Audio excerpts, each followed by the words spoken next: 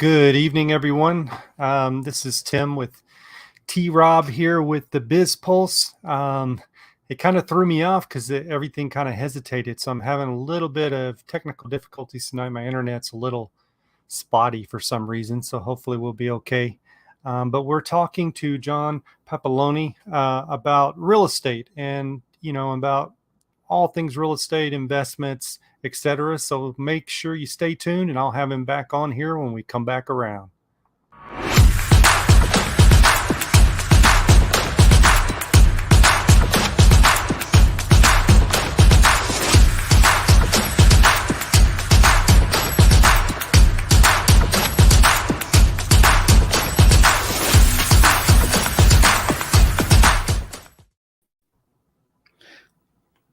There he is. There he is.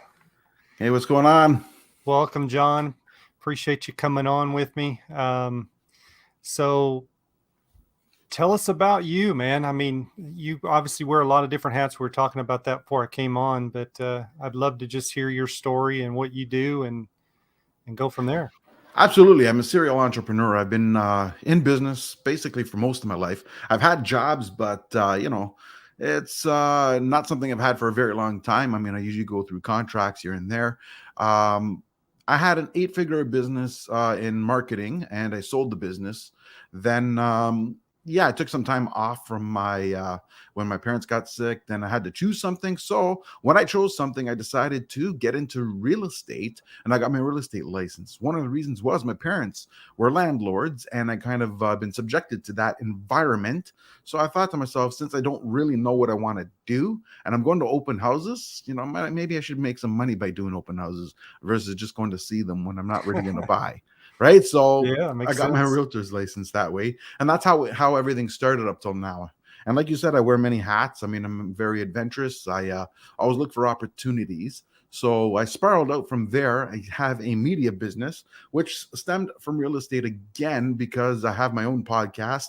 I have my own media thing. So I thought, if I'm doing it for myself, why not use the things I've learned? Since I've already got the whole system and I've got the whole team and everything built up for it, why don't I use it to help other people with it as well, rather than just filming myself? And so that's how that came about. But I also started analyzing life, right? Because I mean, life is adventurous and it's up and downs. Everyone believes that business is just straight up, and it's really wavy. And I've had time to think about it. Like 2020, look, the COVID hit. We shut down for the first month or whatever. It was sort of what the heck is going on here, right? But then once we started opening up again and all that, my business actually doubled. So that pandemic actually helped me, and I found a niche market, and that's how I built from that point in time. So I built through that niche market. I grew through that niche market, and 2020, 2021 were fantastic years, like probably the best years for me. Now, 2022 wasn't a terrible year, but it was all over the place. I sold some new construction, which means I don't even get paid in 2022. So, I won't see that money to 2023, maybe even 2024, depending on which deal. So it was one of those things that, so it opened my eyes to everything. We went from, like 40 bids on a home to crickets and rising interest rates and everything that's going on. So again, then content was always a big thing for me. So that's where I got Papaloni Media, and I started building up to help everybody else. But in the meantime, I thought, what parts of the business do I like? And it's the investment parts, right? I mean, I'm probably the weird real estate agent. When somebody says, I want to buy an investment property, what should I do? I go, you're going to buy you're going to buy just one property? He goes, yeah, don't buy. And I'm like, what? I go, yeah, you don't want a single family home as a rental. I mean, I'm just looking at me, what is this guy talking about? I go, save up a little bit more, go into a joint venture, get multifamily. And I thought, why am I advising people there? I make money by selling houses, and I'm telling people not to buy houses, right? So I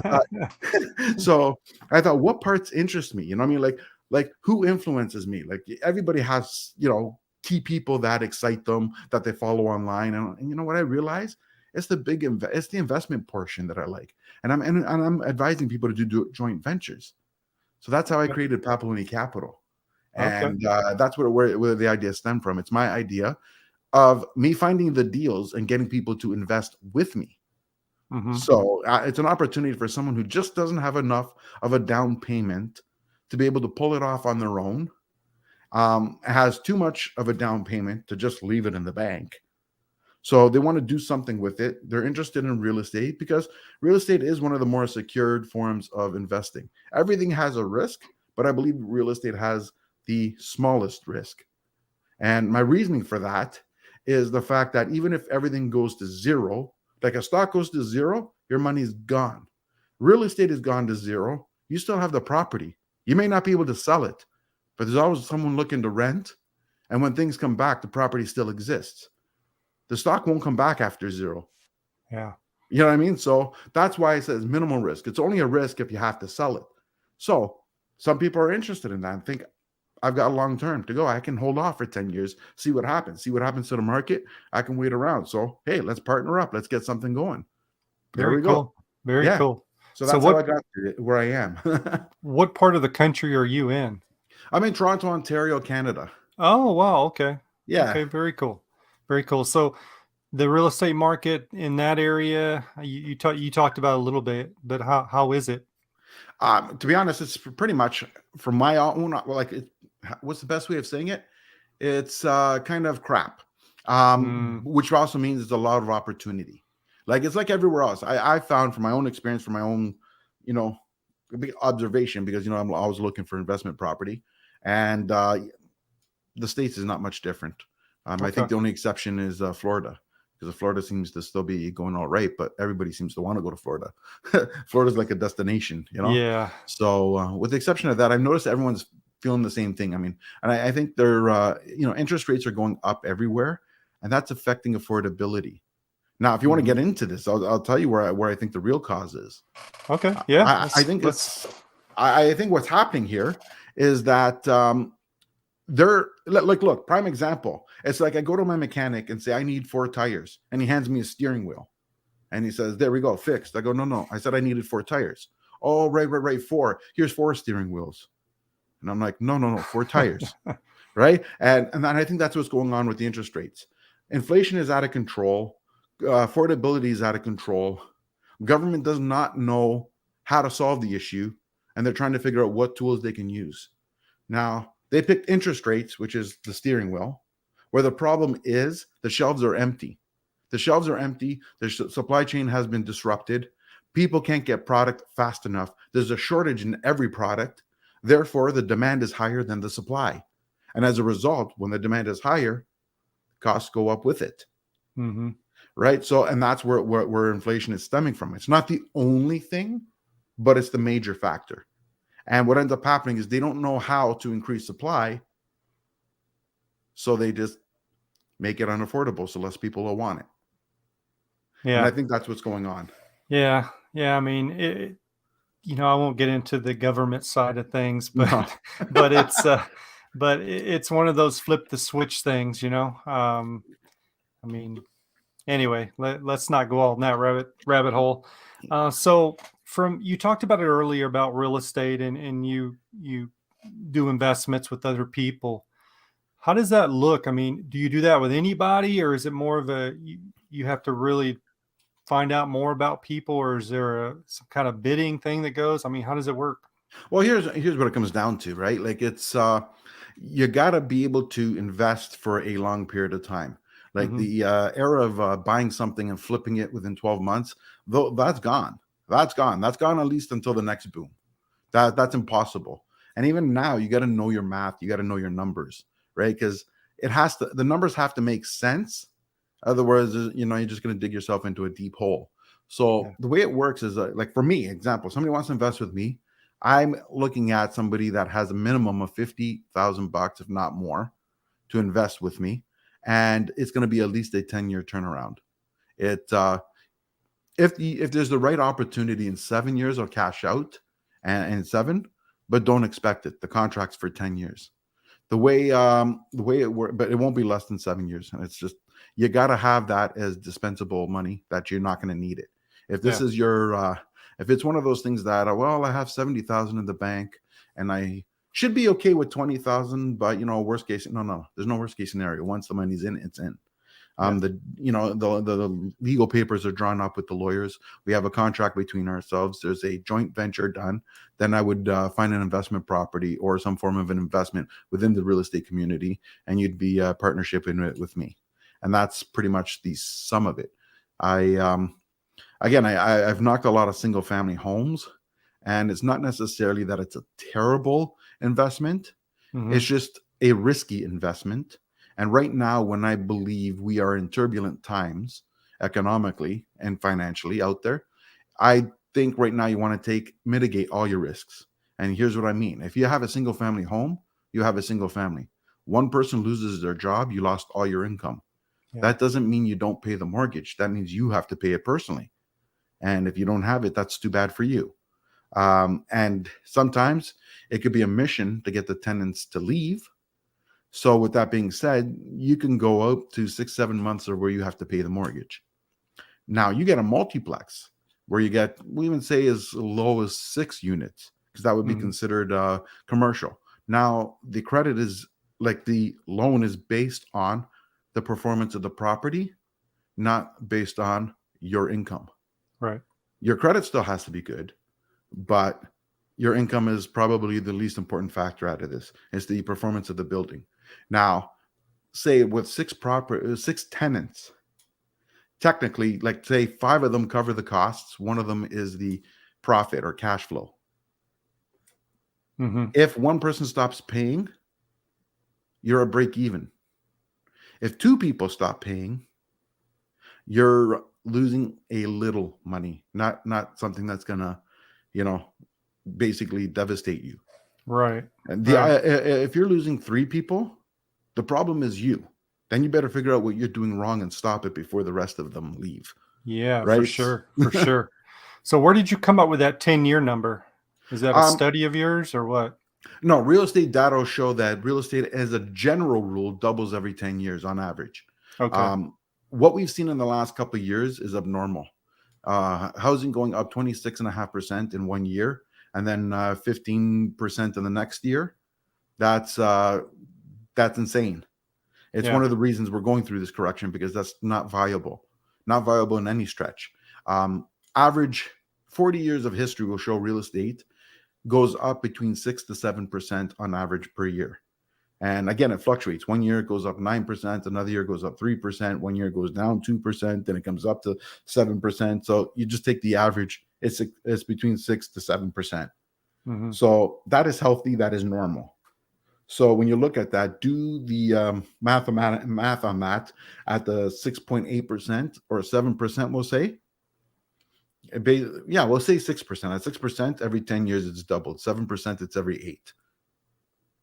Okay.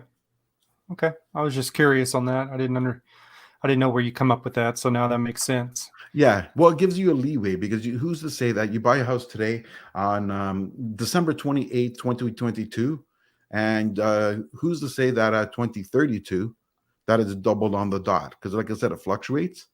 The right time is usually between 7 and 10 years, because like I said, it's not an exact science. It's on average every 10 years. So your peak may be year 7, maybe year 8, maybe year 9, maybe year 10, maybe year 11. So somewhere between that is where you found your peak. And at that point is when you cash out. Gotcha. So, I mean, you're talking about investments and, maybe some rehabbing, right? Or you mean, but you talked about new construction. So I'm curious, is new construction heavy where you're at right now or no? Yes. It is. We went for a Okay. while. We're starting to slow down on that too. Builders are starting to get worried. There's still some good projects out there. But being honest, the math is no longer making sense for new construction. Gotcha. But again, a year ago, the math still made sense. Today, it does not. Mm-hmm. Right? Okay. You can buy a resale example. I'm going to take a condo. We'll take a one bedroom den and a bathroom condo. You can get on average about between 550 and 650,000. New construction for the same square footage is about 800,000. It's like they're predicting what the future could be. And if we're on a downward spiral, why would you bet on the future being that much higher when we're still in our downward spiral? Yeah.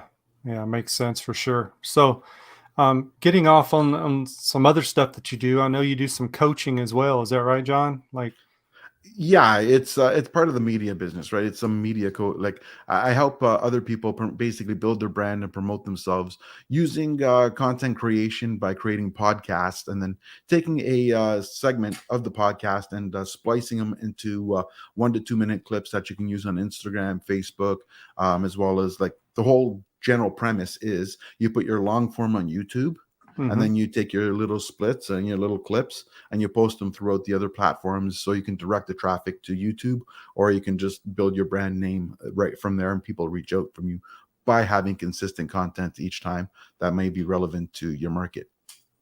Gotcha. So, with changes in social media, I mean, it's another thing that's changing dramatically, which is probably a good thing. With this AI stuff, um, I'm wondering how podcasts are going to look here in the near future.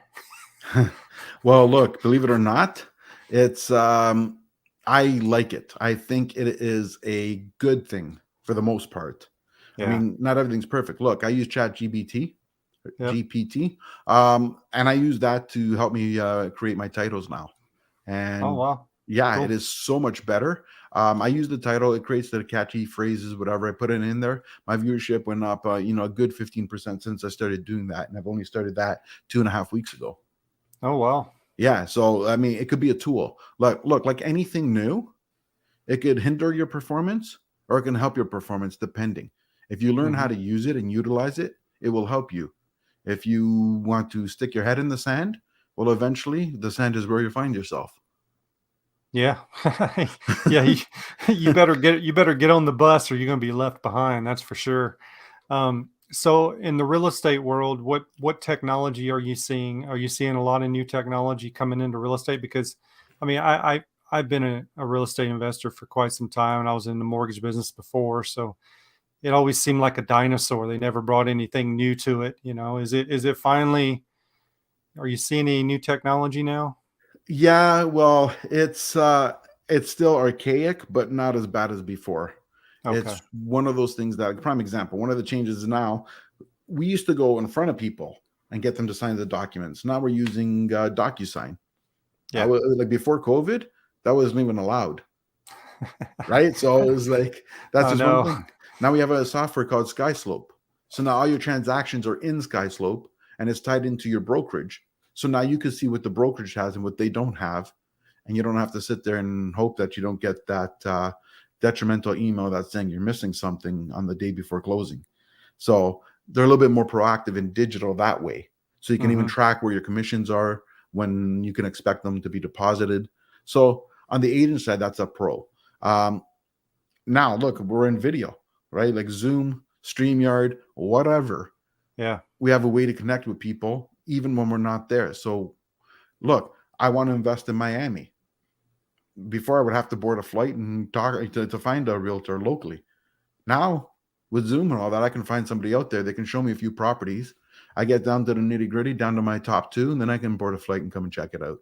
Couldn't do that Yeah. before, right? So Yeah. there's advances. Chat GPT. You can put in your my. I write the way I speak, and I may be able to speak English, but when you write it, it's broken English. And with Chat GPT, that'll correct it and give me proper phrases, proper grammar, and it does it, and it sounds so much nicer than the way I write it. Yeah, I got to start utilizing that because I'm the same way. I write the way I talk, and it's not very good grammar for sure. Yeah, exactly. So Which irony is, when I was a kid, I used to be I used to be really good with grammar. Like yeah, I spoke very well. I wrote well. You know what I mean? I was constantly reading. I'm still reading, but I'm just broken English and writing. yeah, there you go. So I always try to talk about careers and what would your suggestion be, or is the real estate field still a good career to get into, in your opinion? Well, look, in my opinion, everything is a good career if you're willing to put in the time.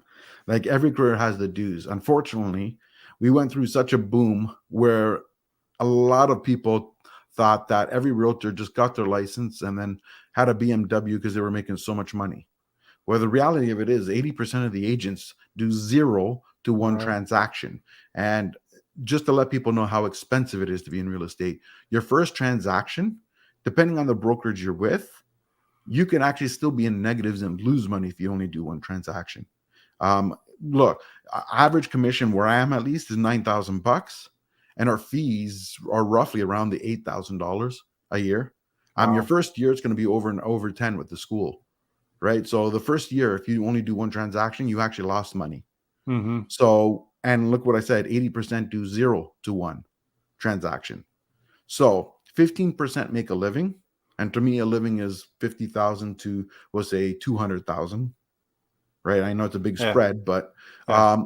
and then 5%, do the 200,000 to the 10 million, we'll say, right? Mm-hmm. So that's like real estate is basically a microeconomic of the real world. And you have to be able to put in your dues, put up with the turbulence that you're going to go through. But over a long period of time, like investing, over a long period of time with consistency, you can build a business. Too many people think of real estate as a job.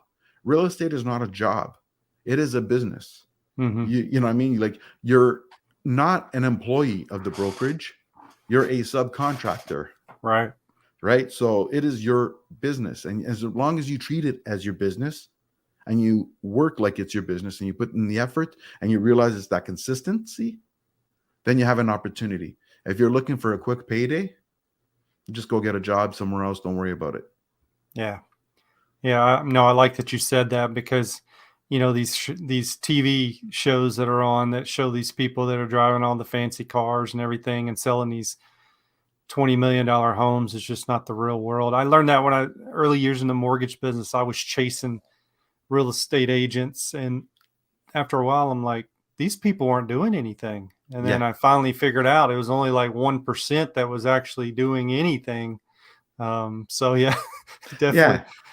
Yeah. That's the problem with HGTV. What happens is that you're on there and it's a great show and it's fine and dandy and it does glamorize it, but Yeah. they're talking to the 1% or the 5%, as I talked about. They're not talking to the 80%. Nope. So when you're seeing a small few and you see the same agents, most of those agents are the team leaders of a big team. So Mm-hmm. they're doing, 5, 6, 700 transactions a year, and they have the time to do the HGTV because Yeah. the team's doing, we'll say the team's doing basically 625 of the 700 transactions that they do a year. They're only doing 75 of them. And they might even just pass more off to the team so they have the time to do the HGTV, which builds up their brand and will get them to the next level. Yep. Right. So Yep. you have to have that fundamental base in order to do this. Yeah. Yeah, for sure. So what's probably one of the most important lessons you learned over your career? Is there some certain thing that just stands out? Yeah. Sometimes what happens is you want to fight the tried and true, but sometimes you just got to practice tried and true techniques and build out that way rather than trying to, you could find your own path. You could, develop your own system. You could do something revolutionary, but the odds are stacked against you. So sometimes you build your foundation with the tried and true techniques and then venture off with the extra. Mm-hmm. Gotcha. No, that's great. It's great advice for sure. So, is there any like secrets to real estate buying that you could share? Like kind of an inside thing or for people? Is there anything like that you could share? Yeah, well, here's what it comes down to. It actually doesn't matter what you buy if you practice the buy and hold technique, right? Like, people who bought in February 2022 who paid top of market, the market is down about 34%. So somebody's Mm-hmm. going, I lost 34%. No, you didn't sell. You haven't lost anything. Goes Right. back to what I said. You hold on 10 years from now, and just say it even doubles from today. That means you made 65%. So it doesn't even have to double from when you bought it. So you're still ahead. It just means you can't sell today. You're stuck with what you have. Hold on to it. Keep it going. Rent it if you have to. So buy and hold is the number one thing I say. If you buy and hold, you can never go wrong. Second thing is when you're looking, don't wait. Like there's a saying we have, don't wait to buy real estate, buy real estate and wait. Right. And it comes back to what I just said.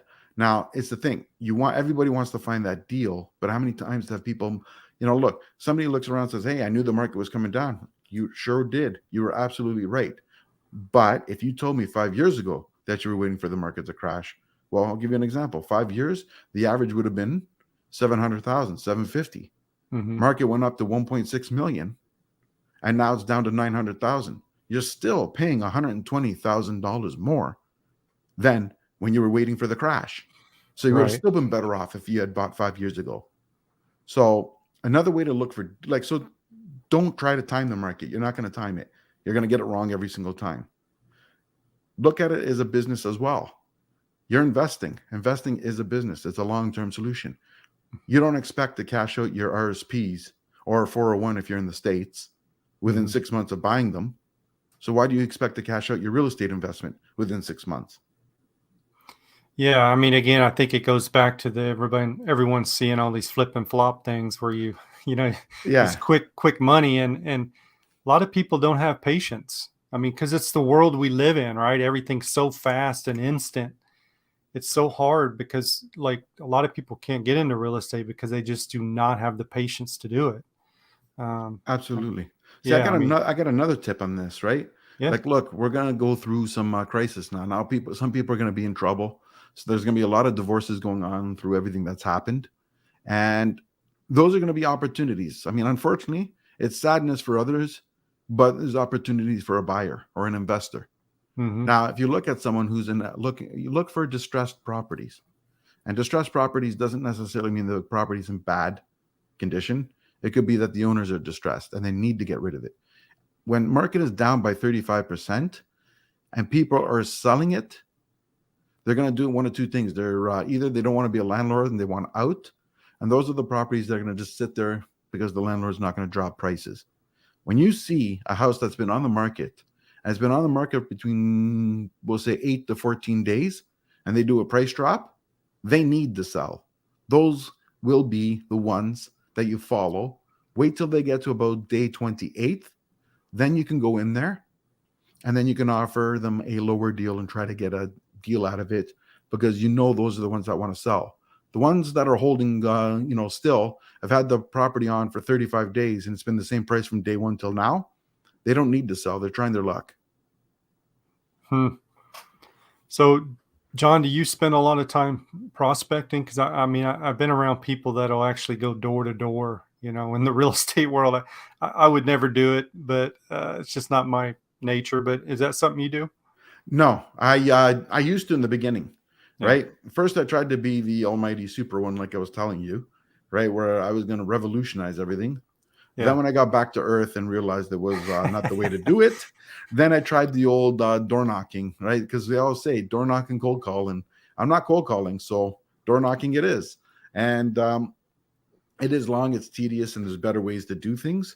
The key word is if you niche down. So here, from up till today, 70% of my business has been agent to agent referral. That's my niche, right? So I serve areas that other agents don't go to. So I find somebody who's maybe an hour away. I have a conversation with them, get to know them. And now when they have people coming out my way, hey, I got a client coming out that way. Yeah, thanks. Nice. Smart. Right. So that was 70. That was my business. Now I'm transforming. I'm transforming because, like I said, the market's changed, right? So a lot of times when people said I wouldn't go 1 foot past, just say Burlington. Now what ends up happening? Oh, hey, I'm in Niagara. I'm in your neck of the woods. Are you around? Well, what are you doing there? Oh, I'm showing houses. Oh, what happened? I don't go past Burlington. Tell you what happened. Mortgages are due. There's no business. They need the business. That's the only business they got. They're driving now. So that agent-to-agent referral business is not non-existent, but it might reflect to be about 10% now instead of 70. So if I'm waiting to do 10%, I'm in trouble. So that's when it comes time to do our favorite word, pivot. And so I looked at what's the other 30%? Well, 25% have been investors, 5% have been have been the end-to-end user. So I look at it and I said, you know what? I'm good with the investment, especially from everything we just talked about. Yeah. That's my new niche. That's where I'm focused. That's why I kind of rebranded, regrouped for 2023. Instead of just doing John Papaloni, whatever, I created my own group now. That's the Investors Outlook group. And that's basically investment focused realtors. So that's what I'm building my team based on. Okay. Very cool. So yeah, I like that. I mean, pivoting is a huge thing, and a lot of people can't do that and don't understand it. So in any industry you're in, it's a huge thing. I mean, changes are just part of it, right? Like, yeah. So, well, what else you want to talk about, John? I mean, we talked about a lot on the real estate side. I mean, what else you got going on? Well, let's see. I said the investments, I said the real estate, and I said the media. Well, look, right now we got a lot of things are happening, a lot of fears going on, a lot of opportunities are going on, right? Like there might, look, we said there's real estate is a safe investment. That doesn't mean it's the only investment out there, Right.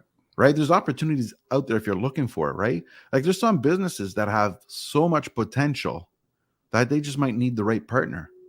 So if you don't want to invest in real estate, don't want to invest in stocks, find a business. Get involved in a business, right? Like now may be the time to do your side gig, right? Create something, like look, by building a personal brand as an example. Here, let's get into personal branding and why it's so important, because it's important to everybody. I believe personal branding is the number one fundamental thing that people should be focused on from 2023 and beyond. And that's whether you have a job, whether you have a business, whether you're going to school, because personal brand is really a fancy word for reputation. Mm-hmm. And with that is when you are going out there and you're looking for a job, everyone's going to say, I went to university or college. Yeah, so did everybody else that applied. We're in an era where everyone's got student debt, or they paid it by cash, but everyone's got this university diploma. Mm-hmm. Majority of people will say. I mean, that might slide now, but beyond, I can't predict the future. As of right now, the majority of people have it. So with that being said, how does that make you any different? You have to stand out, and your reputation is what's going to make you stand out. And how do you build that reputation? Building content daily that represents some aspect of your life and what you believe in. And as long as you keep being consistent with that, you build a following. And when you build a following, you build a reputation. And when you build a reputation and you go and submit that application, and it's like, oh, I've seen this person on TikTok, or I've seen this person on LinkedIn, or I've seen this person on Instagram. Oh, this guy's kind of funny. And that it'll do one of two things. This guy's kind of funny. Oh, yeah, we need somebody who's a little bit easygoing to come work with us. Let's interview him. It won't get you the job, but it'll get you on the top of the page where they'll call you for the interview. Yeah. Right. And it's going to be your personality that'll get you the job. Now, contrary, it would also do that and say, funny? We don't want funny guys here. Nah, don't call him. Yeah. And that's fine, because you know what? Culture and, culture at work is key. That's going to be the difference between you waking up and wanting to go to work and going, oh, you know the word I'm trying to say, right? The F word, right? Yeah. Or going, all right, it's Monday. I'm excited. Things are going on. Things are happening. Another week, another buck. Look at the difference in attitude. And what's the difference? Culture at work. So where I was going back to this, where you're repelling the people that you don't get along with, that won't have the culture that you like. So it's just as important to attract the ones you do get along with as important to repel the ones you don't get along with. Mm-hmm. Right? And that's the key point of branding. Yeah. Yeah. I mean, to me, I mean, like Gary Vee says it all the time, do as much content as you can and be real with it. I've been talking to my daughter who's 17 about it. Just like, hey, you need to, because she started her own business, but she's not doing enough content. And I'm steady like, come on, content's king, because it brands you. I mean, that's the world we live in. I mean, and the thing about it is, people judge you by the way you look and your brand. I mean, really, you get judged by that. So, good point for sure. But you can't change the way you look, but you can change the way your brand. Yeah. Yeah. So yeah, great key. And I like what you said about branding is it's for everybody. And I think people forget that. Like like if you're not branding yourself, even if you're fresh out of college going to look for your first job, then you have a lot of catching up to do, right? I mean, there's just like, because when people think of branding, they're like, oh, it's this business and they're doing this branding. No, it's not. It could be a person sitting here at a desk that's doing its branding of themselves. So pretty interesting. Absolutely, right? And there you go, right? And like everybody has a brand. The only difference is the person who puts the effort is controlling their brand. The person who doesn't put the effort is just the brand that they're the way they're perceived, and it may not Yeah. be the way they want. It's Right. still there. Yeah. Yeah, for sure. For sure. So what else you want to talk about, John? I mean, man, we covered a lot. You got any, I always ask people, we got any books that you'd recommend to people or, maybe somebody to go watch and follow? Oh, absolutely. Look, I got a few things, right? Like, look, books. My favorite book. Well, I got a lot of favorite books, but I think the most helpful book for me was a book by a person named Darren Hardy, and it's called The Compound Effect. And it goes back to even what I'm talking about now about doing key component things each day consistently. And by doing that, you're getting compound, it's like compound interest. You're building something little by little every day. And at the end of it, it becomes one massive thing because nothing happens overnight. It's all Mm-hmm. little small things that add up together to make it a big thing. And little by little, day by day, those key habits are going to determine what tomorrow looks like. And that's why I like that book. It's all about habits and prepping for tomorrow and getting the instant gratification out of you, kind of thing. Yeah. Oh, great. I wrote that down. I I think I've heard of that one, but I definitely have not read it. So I'll have to look that one up for sure. Yeah, another Yeah. person I like to watch is there's three people that I find that are very influential to me. One is Jordan B. Peterson. Mm-hmm. Um, very a little controversial, but it jives with me. And the other one would be Grant Cardone. Mm-hmm. Um, Again, everybody has positives and negatives, right? Like, I Yeah. mean, he's a very rah rah rah, but I mean, Yeah. he's on point with everything he says, Yep. right? So then, and the third person is Patrick Bet David. I love Okay. how he's very candid, right? Like he's very, he calls it out, and he's not calling out people out in an attacking manner. He's calling it out on the sort of the I'm trying to understand your perspective, calling out. Yeah. Which, in essence, at that same way, sometimes if someone's bullcrapping, you're going Mm-hmm. to catch them. Mm-hmm. So his intent may not be, I'm going to catch your bullcrap. I'm trying to understand what your perspective is. Yeah. But if you're bullcrapping, that's coming out too. Yeah. Yeah, for sure. Yeah, I like that. Grant Cardone, he was in a Twitter space the other day, and I sit there for probably 3 hours. Man, I was so exhausted, just listening. I'm very intrigued by him. I like that he doesn't hold back. I love, you know what? I love the honesty, right? Yeah, You know what he's about. Let's be honest. yeah, Like it or not, you know what it is about. Like you're gonna have people commenting, "Oh, he's all about money." Well, you know what? You know what to expect. yeah, No one says you have to follow. If you don't like it, then don't. Right? yeah, It's really that simple. You know what he's about. He's honest. yep, Right? There's no hidden agenda. You know what it's about. yeah. Right? Like, I mean, like, look, I mean, he had an interview with him and Gary Vee. Mm-hmm. And this could be a little controversial, but it's true. Let's be honest here, right? He had an interview where Gary turns to him and says, he goes, "Oh, let's be honest. Who works harder, me or you?" And it's like, really? What does that have to do with anything? Like, first of all, you don't know the person and you're already assuming you work harder than them. Like, nothing against Gary. I mean, I found him inspirational too. Don't misunderstand what I'm saying. I'm Yeah, just bringing up a point, right? Like, you're making a comment without knowing the person, right? mm-hmm. Like, and if you want to get down to the nitty gritty, Gary always talks about buying the jet, right? Yeah, Gary's working towards buying the jet. yeah. Grant That's his can buy thing, the jets, right? Like, I mean, if you look at net worth, one's working towards it, one can do it. right? So why would you make like, pardon my language, but why would you make a stupid comment like that? Yeah, Again, I listen to Gary Vee too, and 99% of his stuff is on point. You know what I mean? Like I like what he has to say. It's just sometimes the remarks like that, you just going, where's this coming from? yeah, Right? Like, yeah, but hey, you know what? To each their own. At least he's being true to himself. Yeah. I mean, right? I guess he had it on top of his mind and just asked it. So whatever. Yeah. Yeah. Yeah. So it was just little observations, but the fact that the truth of it, everything came out, right? Yeah. And I just like that honesty. I'm all about that honesty, right? Like not everything's going to be good news. Sometimes it's bad. Fine, Yeah. face it. Nip it in the butt. Yeah. And sometimes when you're doing, live things, podcasts, you're going to ask a stupid question or the wrong question or say something dumb. I mean, that's just part of it. Yeah. And especially when you're live, there's not much you can do. So anyway, it is what it is. Yeah. And another point I want to make, which brings up the whole point of content here, right? We spend way too much time consuming and not enough time creating. Yeah. Like my advice to people is spend less time looking and more time creating. I've signed out with most of the apps on my phone. And the reason is I don't want to see it. When I'm in front of my computer, I'll look and I'll reply then. But I don't want to be sitting here like this. Oh yeah, what were you saying? Because essentially that's the conversation today. That's exactly what you do. You go to a restaurant, that's what you see. Yep. But you're not benefiting. You're losing relationships.